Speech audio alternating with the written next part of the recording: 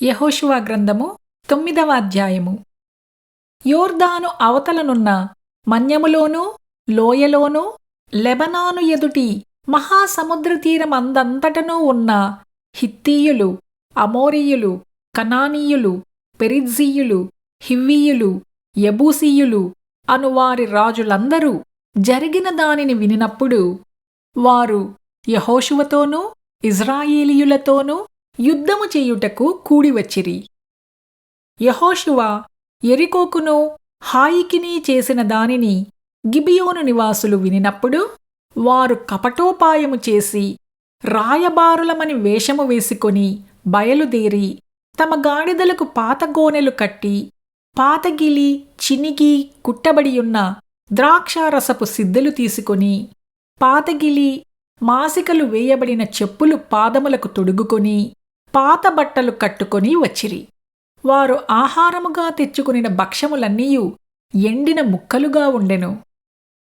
వారు గిల్గాలు నందలి పాలెములో ఉన్న యెహోషువ యొద్దకు వచ్చి, మేము దూరదేశము నుండి వచ్చిన వారము, మాతో ఒక నిబంధన చేయుడని అతనితోనూ ఇశ్రాయేలీయులతోనూ చెప్పగా, ఇశ్రాయేలీయులు, మీరు మా మధ్య నివసించుచున్నవారేమో, మేము మీతో ఏలాగు నిబంధన చేయగలమని ఆ హివ్వీయులతో అనిరి.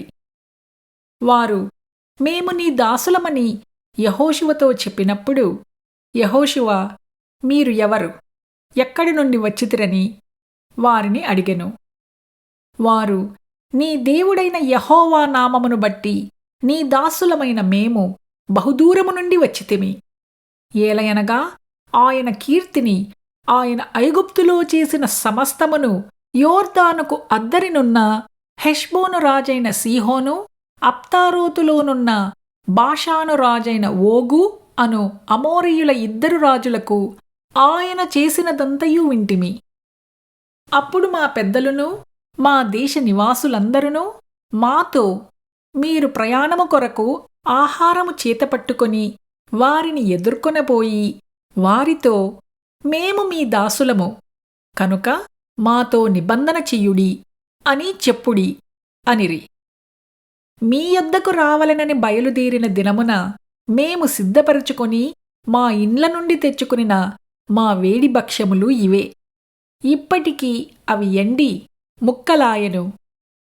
ఈ ద్రాక్షారసపు సిద్దలను మేము నింపినప్పుడు అవి కొత్తవే, ఇప్పటికి అవి చినిగిపోయెను.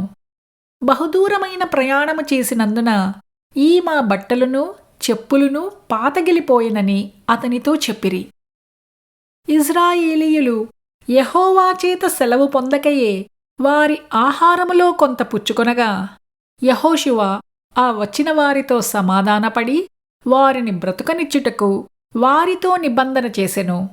మరియు సమాజ ప్రధానులు వారితో ప్రమాణము చేసిరి. అయితే వారితో నిబంధన చేసి 3 దినములైన తరువాత వారు తమకు పొరుగువారు, తమ నడుమన నివసించువారే అని తెలుసుకునిరి.